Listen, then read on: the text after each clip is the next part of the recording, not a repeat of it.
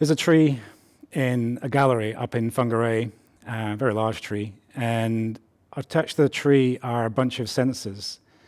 And they're feeding data into 3 models connected with the tree that are on the wall of the gallery. And this is essentially the story of this project, but it's also how it fits into the context of climate action.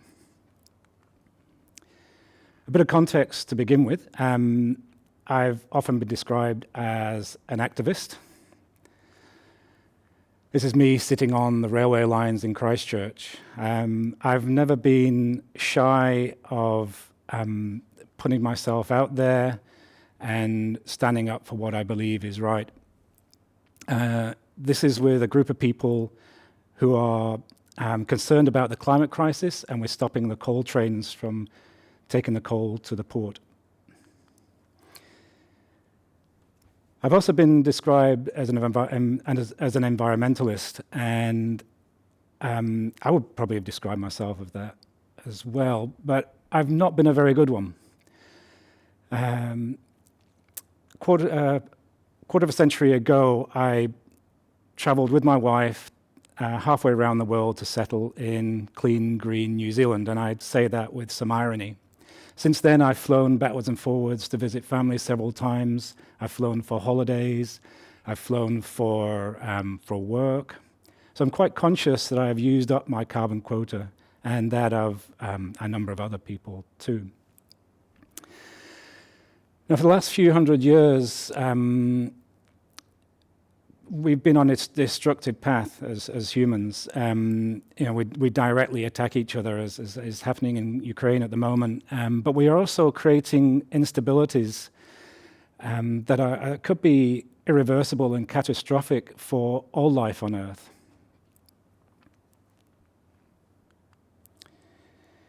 Now, a few years ago, I met an artist, Simon Ingram. Now, I was given his book by the previous curator of the Suter Art Gallery.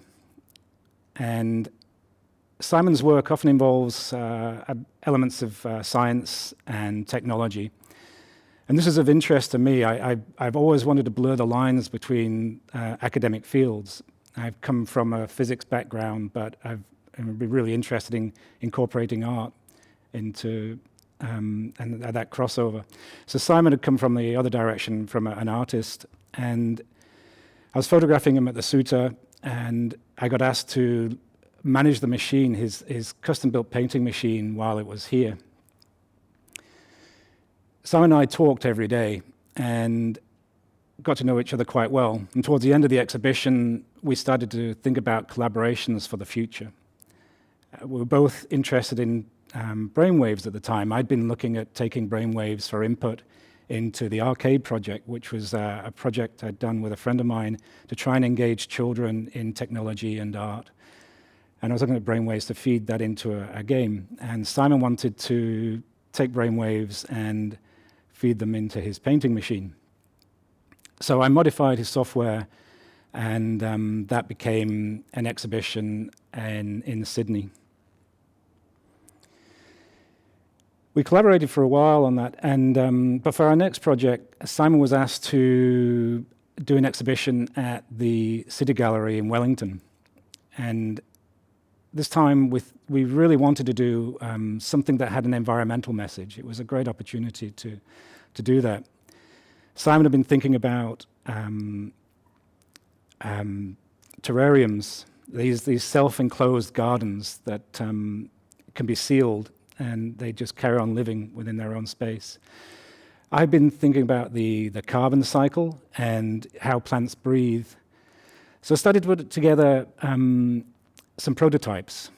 And these are jars that I'd collected from the recycle center, and I connected tubes, pumps, sensors, and started to monitor the breathing process of the plants. For possible input into a project. But then the COVID lockdown happened. The world was thrown into crisis, and the rug was pulled from under us. The exhibition in Wellington looked like it was no way was it going to happen now. So we had to rethink the project. And we'd talk online and we'd brainstorm ideas.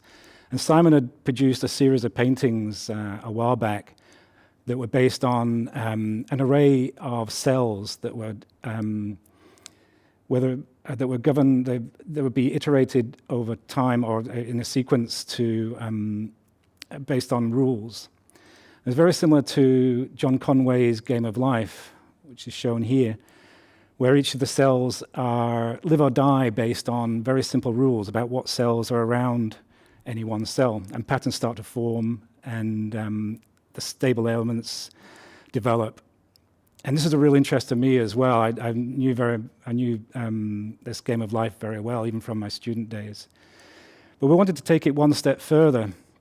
What if we could create a 3D environment that had a similar rule-based model? And this was really appealing, again, from the arcade perspective, that we could possibly engage a completely new audience in this. It was something that was immediately recognizable to children, for example, in the blocky environment of Minecraft, for example. Now, what would we model? That was the next question. A soil is incredibly complex, and it's a symbiotic relation. It has a symbiotic relationship between so many different elements. It's incredibly diverse. There's bacteria and fungi and the roots, and they all work together. And the soil develops over many years, creating these relationships. When we add synthetic fertilizer to this, if we keep adding it, we not only cut this process out, we shortcut it, that we damage that natural process, and over time that soil becomes dirt. It goes from living to dead. And it can only sustain that plant growth then by keep adding more and more fertilizer. And this has a knock-on effect of creating instability in that soil, and it can't hold together in the same way. So that sediment and that excess nitrogen then ends up in our rivers and our lakes. And we've seen over the last few years the real damage that that's doing. Addition to that, as if that wasn't enough, an enormous amount of greenhouse gases gets released during the process of producing that fertilizer. Now, regenerative farming is the way of sort of enhancing that soil using the natural process to inoculate the soil rather than just keep adding to it, to create that living environment where the plants can grow and using that symbiotic relationship between all those elements. So Simon and I wanted to show that process. We thought this is something that people often don't recognize, that the ground isn't a machine. It doesn't have this input and output. So that was our focus. But we had to understand it, and we spent a lot of time online going through scientific papers and reading about these different elements. But we needed to reduce it down to something that we could model on a computer, something with relatively modest computer power. So we needed help, and I contacted the ecologist Mike Joy, who then got me in touch with soil specialist Shane Ward, and he very kindly gave a lot of his time. He was enthusiastic about the project and understood what we were trying to do, and he gave his time freely, which was excellent. Now, once I'd created the framework in which the models could be created, so all the libraries and the graphics and everything to display what the model was doing, actually creating the model itself proved to be really difficult and frustrating. I'd run the model for a few hours, I'd open my laptop and find that all the all the bacteria had died, or something else had happened. And I realized that although these models are relatively simple graphically, they're actually each one contains millions of cubes, each one with its own properties and rules. So any changes to those properties, the starting values or the code, produced instabilities in the model. And essentially I was playing God, but on a really small scale. It struck me that, of course, as humans, we're doing this on a global scale. We're creating instabilities that are affecting the whole planet. Now, lockdown was over. There was a few shifts in date, but we got word that we were going to be the first exhibition when it opened. So Simon and I traveled to the gallery, and he designed these museum-like cases to hold a computer and a screen. So the idea here was to show the workings of the computer in the same way as we were showing the workings of the soil. It was really interesting for me to see this sort of artistic perspective. I would have just projected it onto a wall. And we got to do a talk at the gallery, and it struck me at the time, that I was speaking to a new audience. I wasn't just protesting. It was here we were sort of educating. We're showing why we were protesting.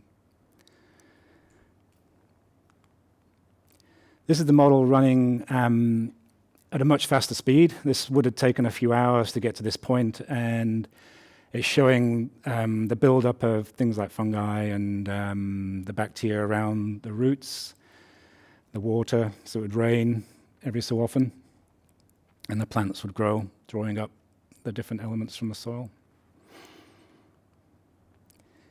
So what was next? Simon was invited to do a new exhibition in Whangarei, and so I traveled up there to look at how we would progress this project. And next to the art museum gallery where the exhibition was going to be is the Hondavasta art center. Now, Hondavasta was an environmentalist, and he, as part of the design for the building, he incorporated a garden on the roof with trees, including a rare native. We wanted to find a tree that we could use as input into the model, so we could take real data and environmental data, and for that to adjust the way the model worked so that it was reflecting what was happening in the real world. So we went up to choose a tree, and